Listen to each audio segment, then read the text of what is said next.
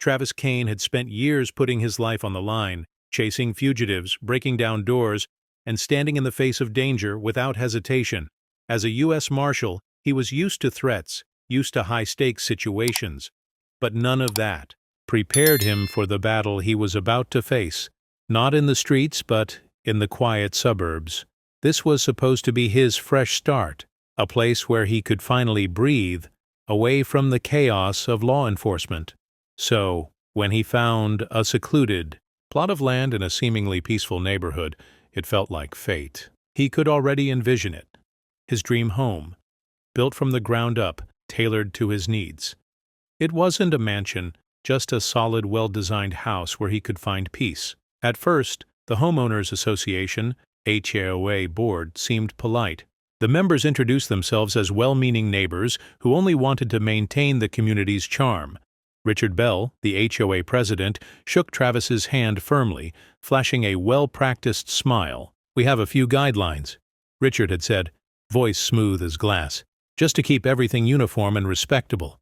But as long as you follow the rules, we won't have any problems." Travis nodded, unfazed. He wasn't one to break rules at EE. Least, not the reasonable ones.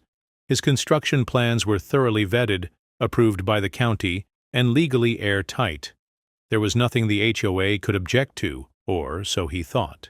The first red flag came 2 weeks into construction. A neatly printed letter, placed carefully in his mailbox, highlighted violations in his plans. The roof materials weren't in line with the community aesthetic. The foundation's perimeter was too close to the street, despite meeting zoning requirements. Travis read the letter twice, his gut tightening. This wasn't about minor infractions. This was targeted. Still, he played it fair. He attended an HOA meeting, documents in hand, ready to reason. But Richard Bell's friendly demeanor had faded. The other board members exchanged knowing glances, their smiles tight, rehearsed. "We just want what's best for the community, Mr. Travis," Richard said, flipping through Travis's paperwork without real interest. "Maybe reconsider the design. Make a few adjustments." Travis narrowed his eyes. This wasn't a request, it was a warning, and he had a feeling things were about to get much worse. Hey, real quick.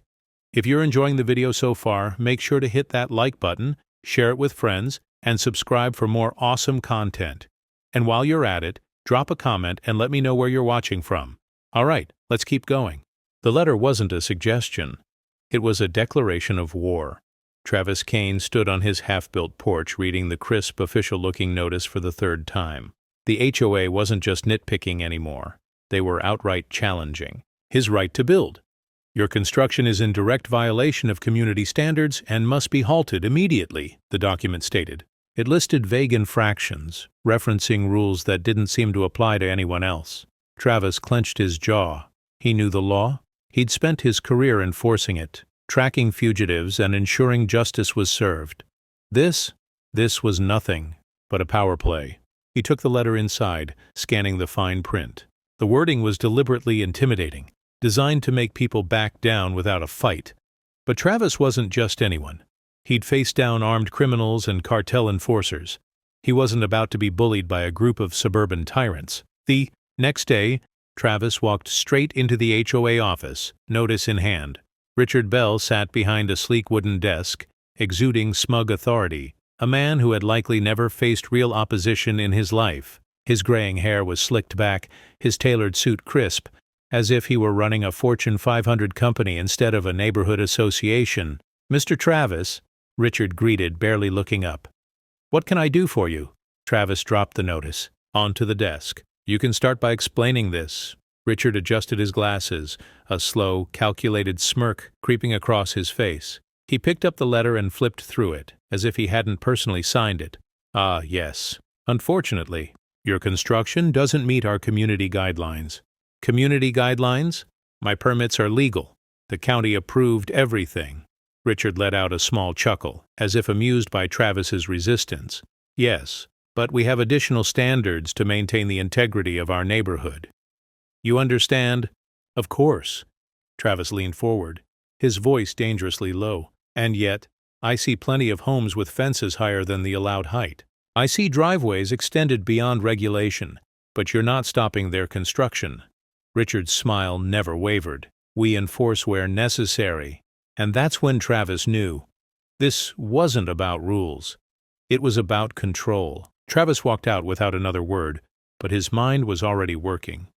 If they wanted a fight, they had picked the wrong man. Travis Kane had faced criminals who ran billion-dollar drug empires. He had hunted fugitives who would rather die than be caught. But somehow, this HOA was starting to feel like the most corrupt organization he had ever dealt with. He didn't believe in coincidences, and the more he looked around the neighborhood, the clearer it became. He wasn't the first person they had done this to. With a steaming cup of coffee in hand, he sat at his kitchen counter, flipping through documents he had pulled from county records. Most homeowners didn't think to dig this deep, but Travis did. What he found was disturbing. Several families had sold their homes at a loss over the past 5 years, all after long disputes with the HOA. And guess who conveniently acquired most of these properties? A private real estate firm which had ties to none other than Richard Bell. Unbelievable, Travis muttered.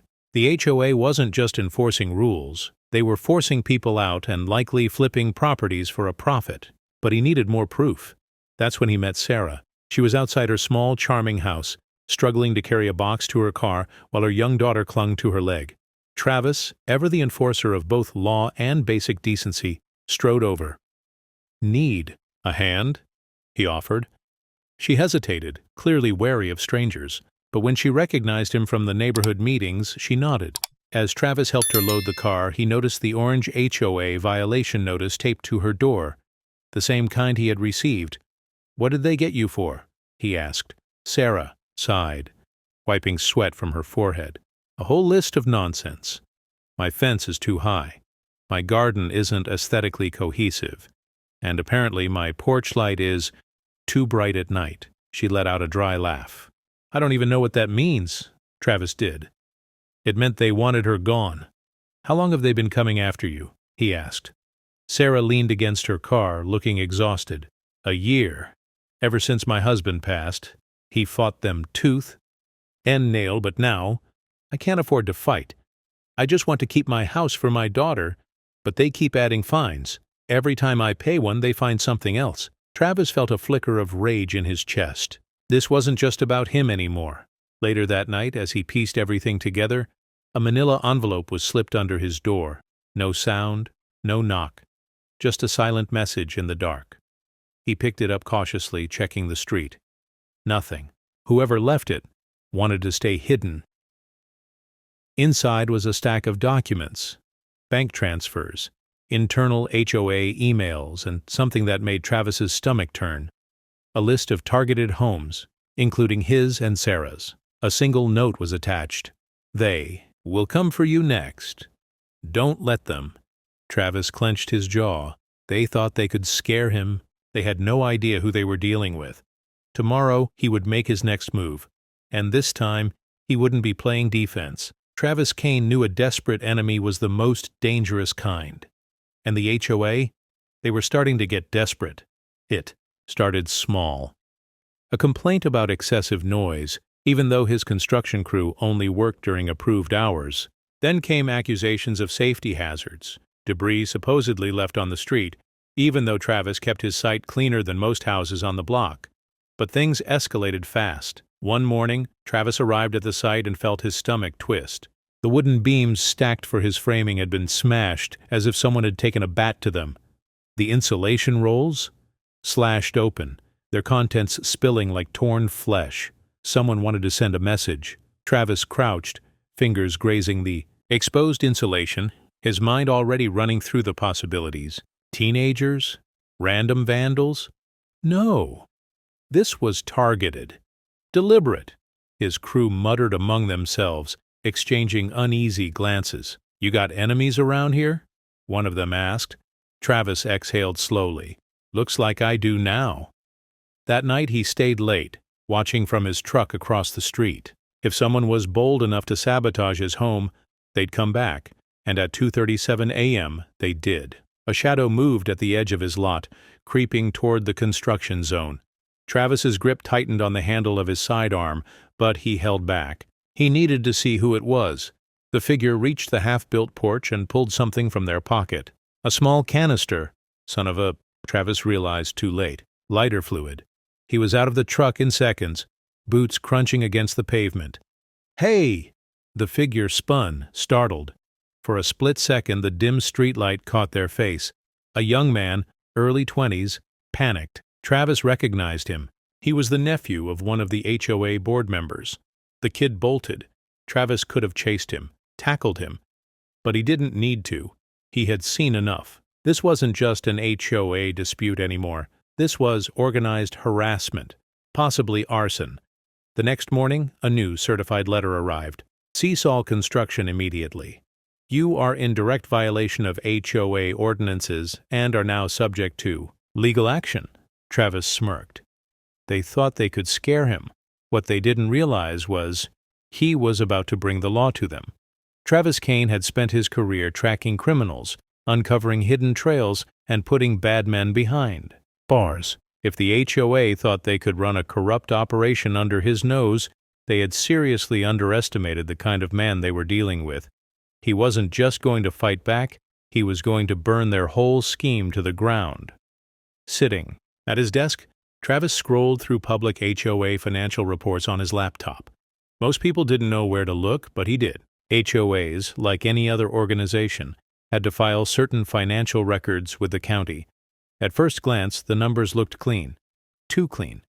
Travis's instincts told him to dig deeper, so he cross-referenced property sales over the past 5 years. That's when he saw it. A pattern.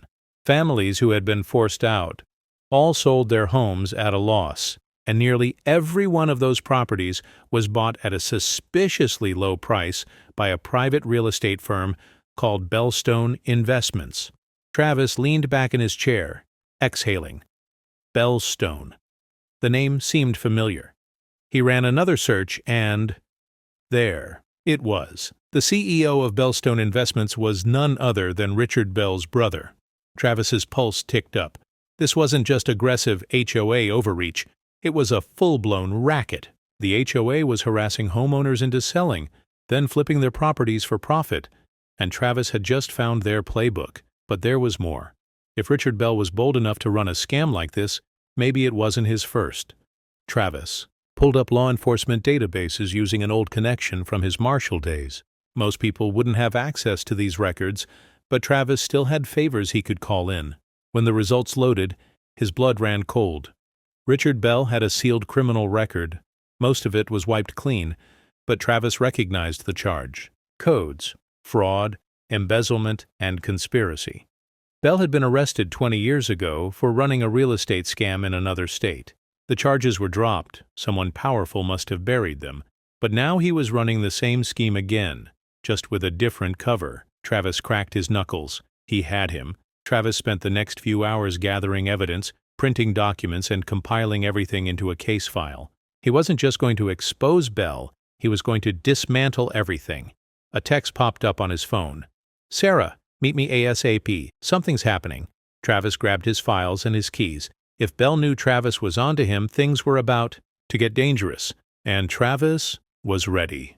Travis Kane wasn't a man who played defense. Not in his career, not in his life. He had given the HOA every chance to back down, to play fair. They didn't. Now he was going to make sure everyone saw them for what they really were. He called for an emergency neighborhood meeting at the local community center. Word spread quickly. By the time Travis arrived, the room was packed. Homeowners, contractors, even some local business owners who had faced HOA harassment. At the front of the room, Richard Bell sat calmly, hands folded, his board members flanking him like loyal enforcers. His smirk hadn't wavered. He still thought he was untouchable. Travis stepped forward, setting a thick file onto the table. "I've spent weeks investigating this HOA," Travis began, his voice carrying through the tense silence. "And what I found is worse than any of us imagined." He flipped open the file, revealing pages of financial records, fraudulent property transfers, and Richard Bell's buried criminal past. Gasps rippled through the crowd. "This HOA isn't here to protect our community," Travis continued. "They're here to profit off of it. Every fine, every violation, every forced sale, it's all part of their scheme." and it leads back to Bellstone Investments, a company run by... He turned to Richard, his brother. The room erupted. Angry murmurs. Accusations. Neighbors turned on Bell. Their trust shattered. Even some of his own board members looked uneasy. But Richard, he didn't flinch. Instead, he leaned forward, his smirk sharpening. "That's quite the story, Mr. Travis, but do you have the authority to do anything about it?" Right on cue, two men in cheap suits strode into the room. "This meeting is over," one of them announced. "By order of the HOA, all construction on Travis's property is permanently shut down. Failure to comply will result in legal consequences." The crowd fell silent. Travis looked at them. Shiny shoes, no real badges, generic intimidation tactics, fake authority. His lips curled into a smirk. "You know what's funny?" Travis said, reaching into his jacket. The two men tensed. Travis pulled out his U.S. Marshal badge and flipped it open for the entire room to see. A stunned hush fell over the crowd. "Now let me show you what real authority looks like." The fake enforcers backed up instantly, but it was too late. Travis had already called in a few favors. The real police arrived minutes later. They had enough evidence to launch a full investigation into the HOA, Bellstone Investments, and Richard Bell himself. Richard's smirk finally disappeared when they placed him in handcuffs. As they dragged him away, he shot Travis one last glare. "This isn't over." Travis just smiled. "Yeah, it is." And with that, the HOA's reign was officially over. Richard Bell had spent years operating in the shadows, using legal loopholes and intimidation to force people out of their homes. But now, his empire was crumbling. The moment Travis Kane flashed his U.S. Marshal badge, the fake enforcers lost their nerve. They weren't expecting a real fight. They tried to slip away unnoticed, but Travis was already dialing his contacts in law enforcement. Within minutes, real authorities arrived: county police, federal agents, even a few state investigators. The crowd that had gathered for the emergency HOA meeting now stood in stunned silence as officers moved in. "Richard Bell, you're under arrest for fraud, embezzlement, and conspiracy," one of the detectives announced, snapping handcuffs around Bell's wrists. For the first time, the arrogance drained from Bell's face. "This is a mistake," he growled, struggling against the cuffs. "You have no idea who you're messing with." Travis stepped forward, arms crossed, meeting Bell's glare with a calm, unwavering stare. "No, Richard, you had no idea who you were messing with." Bell was dragged outside, where flashing red and blue lights painted the street in justice. With Bell and his corrupt HOA board members behind bars, an emergency meeting was called by the remaining homeowners. The verdict? Dissolve the HOA entirely. Neighbors who had once been divided now stood with Travis, grateful that someone had finally taken a stand against the abuse of power. Sarah, the single mother Travis had helped, approached him with a relieved smile. "I don't think I've ever seen this neighborhood so free," she said. Travis gave her a small nod. That's how it should have been from the start. With the HOA officially out of the way, Travis's construction resumed, this time without constant interference. Months later, standing on his fully built front porch, he let out a breath he hadn't realized he'd been holding. It was over. His dream home was finally his, not just a house, but a symbol of everything he had fought for. As he looked over the neighborhood, now free from corruption, he felt something he hadn't in a long time: peace. And for a man like Travis Kane, that was worth more than anything. 6 months had passed since the war with the HOA ended, and in that time, the neighborhood had transformed. Without the oppressive grip of Richard Bell and his corrupt board, the community began to heal. Homeowners, once afraid to speak up, now gathered on their porches, chatting freely. Kids played outside without fear of receiving petty violation notices. The streets felt lighter, as if the weight of years of manipulation had finally been lifted, and at the center of it all was Travis Kane's newly completed home. Travis stood on his finished porch, sipping his morning coffee as he took it all in. The house had taken longer than expected, but it was finally his, every brick, every beam, every square foot built without compromise. For the first time in years, he felt at peace. A knock at his door pulled him from his thoughts. He opened it to find Sarah and a few other neighbors standing there, smiling. "We figured it was time to celebrate properly," Sarah said, holding up a bottle of whiskey. Behind her, a small group of people held plates of food, ready to christen Travis's new home with a neighborhood gathering. Travis smirked. About time. The night was filled with laughter and relief, a stark contrast to the tension that had once loomed over their lives. But as the last guests said their goodbyes, Travis returned to his porch, only to find a single envelope resting on his doorstep. No return address, no markings. His instincts kicked in immediately. Travis tore it open, pulling out a single sheet of paper. The message was typed, no handwriting to trace. "Belle was just the beginning. Look deeper." His grip on the note tightened. Even after all this, it wasn't over. A slow, knowing smile crossed Travis's face. "Guess I'm not done yet." And just like that, the hunt began again.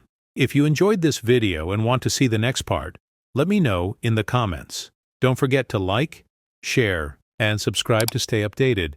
See you in the next one. Your support means the world.